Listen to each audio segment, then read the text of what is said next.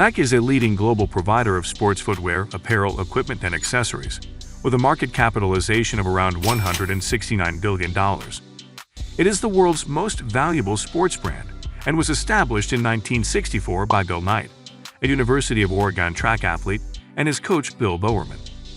The Nike name was first used in 1966 in Santa Monica, California, while the iconic swoosh symbol was first used in 1971 and officially trademarked and patented in 1974. The company's success was unprecedented. By 1980, they had captured half of the U.S. athletic shoe market, and they went public that same year. Today, Nike employs over 79,100 people across 170 countries and has a 62% market share in the global sports footwear industry. They have sponsored a number of top athletes, such as Michael Jordan, as well as collaborated with celebrities like Kanye West and Drake. Welcome to another exciting video about some fun facts about one of the world's most popular and iconic brands, Nike. In this video, we'll be discussing 12 fun facts about Nike that you may not have known before. We'll dive into the history of the brand, some interesting facts about the company, and some of their most successful and memorable campaigns.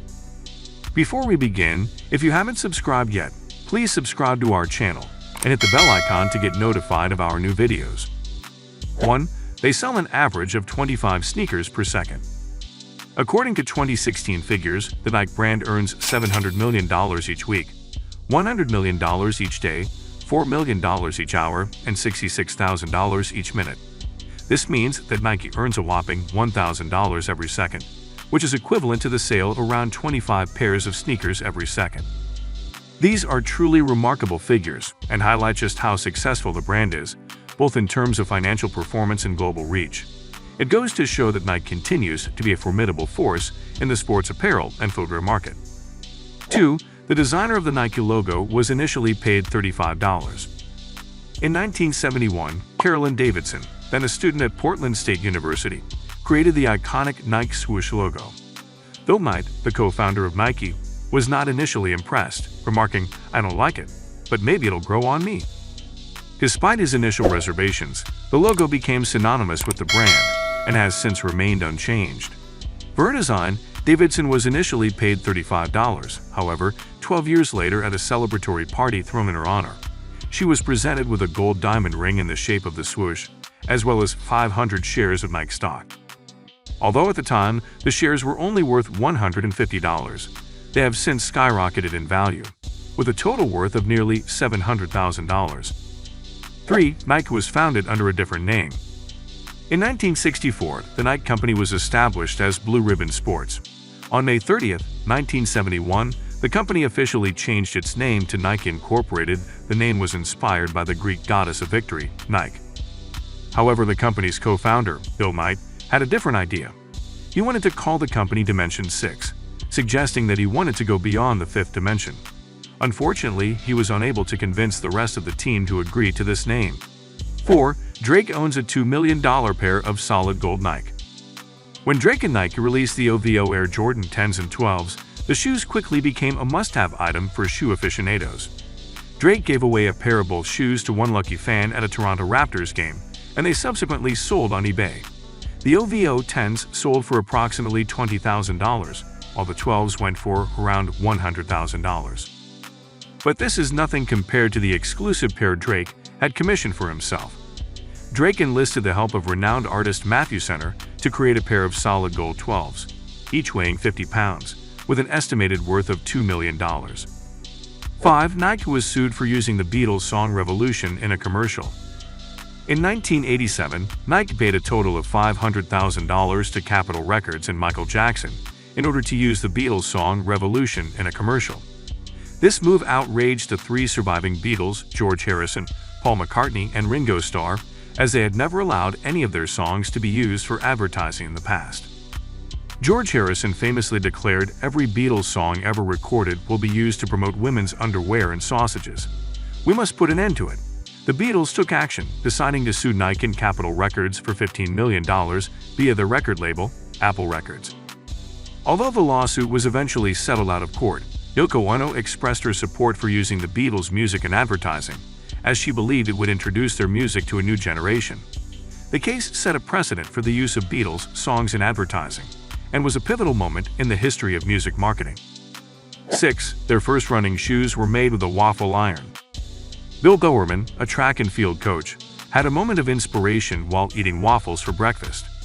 He noticed that the grooves of the waffle iron could serve as a mold for a running shoe designed for enhanced traction. He quickly got up and gathered the materials needed to make a prototype, which eventually became Nike's first shoe, the Waffle Trainer, released in 1974. 7. Nike has won 2 Emmy Awards. Nike has been honored with 2 Emmy Awards for Best Commercial. In 1999, Spike Jonze's The Morning After commercial garnered the first Emmy. The commercial portrays a runner going for a morning jog on New Year's Day 2000 in the midst of a V2K-induced apocalypse. The second Emmy was awarded in 2008 for the 90-second ad titled Move, which featured athletes from several sports, but with no dialogue. 8. Nike recycles old shoes into playgrounds and sports tracks. Since the 1990s, Nike has been working hard to lessen their environmental impact. An example of this is their Reuse a Shoe program, where they take old athletic shoes and turn them into Nike Grind. The grind is then used to build playgrounds, sporting fields, and even some of Nike's own products. To date, a whopping 28 million shoes have been recycled through this program. 9. Over 100,000 pairs of Nikes have been lost at sea. In May of 1990, a North Pacific storm caused a freighter ship to be lost at sea, resulting in an estimated 80,000 shoes being lost in the ocean.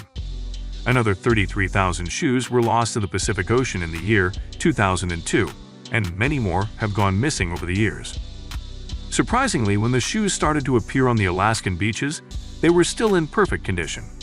The only problem was that they were not in pairs, so it might take a while for someone to find a pair of shoes in their own size. It is interesting to note that the shoes can remain usable for up to 10 years after being in the ocean. 10. Let's do it. Nike's iconic slogan, "Just do it," is a source of empowerment for many, but its origin story is a dark one. In 1976, Gary Gilmore became the first person to be put to death in America in almost a decade, after having committed 2 murders for no known reason. His lawyers tried to appeal the sentence, but Gilmore insisted on the death penalty.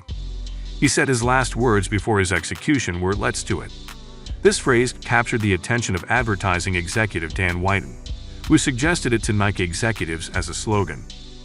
Initially, they weren't fond of it, but they eventually adopted it and have used it in numerous ad campaigns. An interesting fact is that the company is named after the Greek goddess of victory, Nike. It's no wonder that victory is what Nike does best. 11. Nike owns Converse and Hurley International. Converse is renowned for its Chuck Taylor sneakers, which have been in production since 1917. Little known to many investors is that Nike bought the company in 2003 for over $300 million, after Converse ran into economic struggles and had to file for bankruptcy. Hurley International, another famous brand that caters to the surfing and skateboarding communities, was acquired by Nike in 2002 for an undisclosed amount of money. Despite being owned by the same parent company, the 2 brands have been able to maintain a clear distinction from one another. 12. The company was formed for a college assignment. In 1960, Nike started his studies at the University of Oregon, but later transferred to Stanford. In one of his classes, he was tasked with creating a business plan. He hypothesized that shoes could be made more affordably in Japan, and he proposed a shoe brand that would be targeted towards high school and college athletes and made with foreign labor. 4 years later, Knight and Bowerman established Blue Ribbon Sports, an importer of the Japanese Onitsuka Tiger track shoes. Bowerman modified the shoes to make them suitable for runners, and Knight sold them out of his car trunk. Now that you've learned more about Nike, do you think they are the best shoe brand in the world? If not, who is better? Let us know what you think in the comments. That's all for today. If you like this video, please give it a thumbs up. And if you want to hear more videos from our channel, subscribe and make sure to turn on the bell icon.